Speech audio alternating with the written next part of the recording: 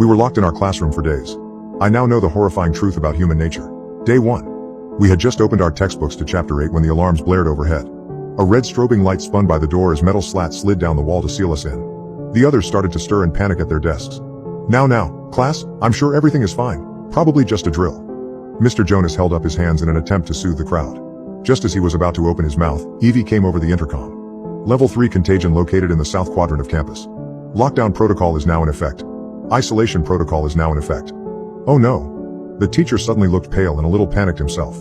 Day 3. I slid my rook across the tiled chessboard to overtake Patricia's bishop. She stuck out her tongue in defiance as I removed it from the board. I smirked and then shoved another saltine cracker in my mouth. Mr. Jonas said we shouldn't be in here much longer. It was probably just taking the CDC a while to quarantine and eradicate the contagion. He said it must be a pretty nasty virus if they are keeping us locked in our classrooms. We have enough snacks for another day or so. It's been difficult to ration properly when all you have are crackers, candy, and canned spray cheese. Overall though, we were keeping our hopes up, which was all we could really do. Staying positive, for now. Day 5. The room was starting to smell foul. We'd designated some buckets in the corner as the bathrooms and they were about half full and beyond putrid. We ran out of food last night. My stomach rumbled with hunger, but I did my best to ignore it. I didn't feel like playing chess or reading anymore. Instead, I just napped at my desk as much as possible to pass the time. I was hoping at any moment I'd be awoken to the doors opening so that I could go home. I missed my parents. Mr. Jonas was losing his composure too. He'd been pretty put together up to this point in ensuring we were all calm. But his eyes looked a little wild now, and he kept pacing the room talking to himself. A few times I heard him cursing under his breath and then reciting prayers. I really hope we get out of here soon. Day 8. Bang, bang, bang. A pounding sound coming from the other side of the classroom pulled me from my dreams. Bang, bang, bang. I stayed still to appear asleep but cracked my eyes just enough to watch as the biology teacher smashed a chair against the steel door over and over again. Bang, bang, bang, he was really losing it.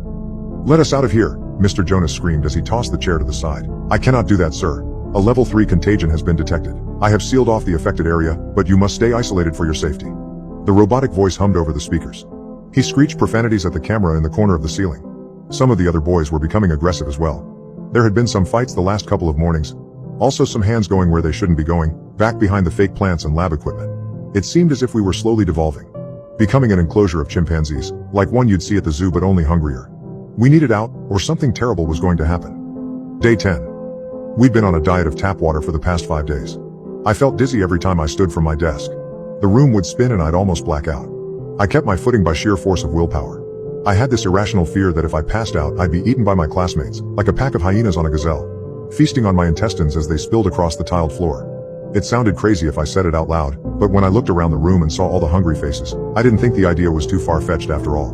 Mr. Jonas hasn't said a word in over 12 hours. He's just been sitting at his desk, carving something into the surface of it with an X-Acto knife. For the first time today, I had the thought that maybe we weren't going to make it out of this.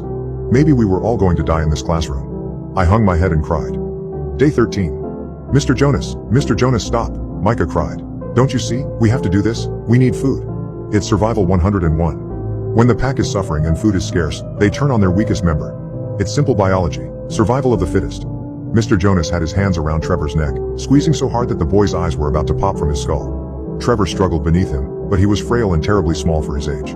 Micah grabbed a large beaker from the table and lifted it high over his head. Mr. Jonas, stop now, don't make me do this. But the teacher was long gone, his eyes gleamed with delight as drool dripped down his chin from salivating at the thought of a meal. I jumped to my feet as Micah brought the beaker down as hard as he could onto Mr. Jonas's head. It shattered to pieces on impact, knocking the teacher out cold. I helped Micah push him off Trevor. The poor kid was wheezing and gasping for air as tears streamed down his face. You're all right, it's okay, you're all right. Micah patted the kid on the back, trying to calm him as he wailed. Suddenly there was a scream like a war cry and Mr. Jonas was airborne. He leaped across a desk and plowed into Micah. They both went sprawling across the tile. Micah resisted him but Mr. Jonas ended up on top and began dropping his elbows viciously on Micah's face, causing blood to spew from his nose and mouth. Static filled my mind. I didn't think, I only reacted. I reached down and picked up a hunk of glass from the broken beaker, grabbed Mr. Jonas' shaggy hair and pulled it back to extend his neck. I pulled the glass through the meat of his throat as hard as I could. I'd never seen so much blood before. It poured in a waterfall across Micah's chest. Mr. Jonas fell to the side once more, this time never to get up again. I stared at my blood-soaked hands. I felt nothing. No remorse, no fear. Only static. Suddenly the metal slats retracted into the ceiling and the door swung open. Lockdown protocol has been lifted. Please continue with your regular schedules. Lockdown protocol has been lifted. Her cheery robotic voice seemed so distant and out of place now. The other students gathered around me, just staring at the pool of blood. I think it was the hunger talking, but a part of me wanted to know what it tasted like. I think the others did too. Thankfully, before that could happen, a man in a suit strolled into the classroom. "Hello, class." His perfect teeth gleamed under the LEDs. Before we could say anything, a team of adults in overalls poured into the room. Some began taking pictures of everything. Others started cleaning up Mr. Jonas. One man with gray hair dropped a large box on the teacher's desk and opened it. He then started throwing fresh fruit and granola bars to each of the students. We devoured everything he gave us. I started to feel more like myself after 2 bananas and 4 granola bars. They tasted like heaven, a sweet salvation. The first man with the nice teeth and the expensive suit waited until we were all done before he addressed us again. "I know it's been a long 13 days, guys. I appreciate you all hanging in there. I've alerted each of your parents that you've been cleared to go home." The classroom erupted in cheers as we all hugged each other. Even Micah, covered in gore, danced around excitedly. "You'll all be able to go home soon, but first I just need to do a little debrief with each of you before you go. I'm going to set up in the counselor's office, and Mr. Moses here is going to bring you down one by one to give your account on what happened here during isolation." We all nodded our heads in agreement. Anything to get out of here. Mr. Moses, the man with the gray hair and the snacks, took us down one by one, and we spilled our guts to the man with the nice teeth. When I gave my story on what it was like, I still felt numb. Even when describing how I'd killed Mr. Jonas, I just felt nothing. It wasn't until I'd gotten home that evening that I'd broken down and wept. Once I was in my mother's arms, I cried and cried until I couldn't anymore. Then I ate more food than I ever had. I shoveled pasta down my throat until I thought my stomach would burst. It was a good feeling. To be full. To be human again.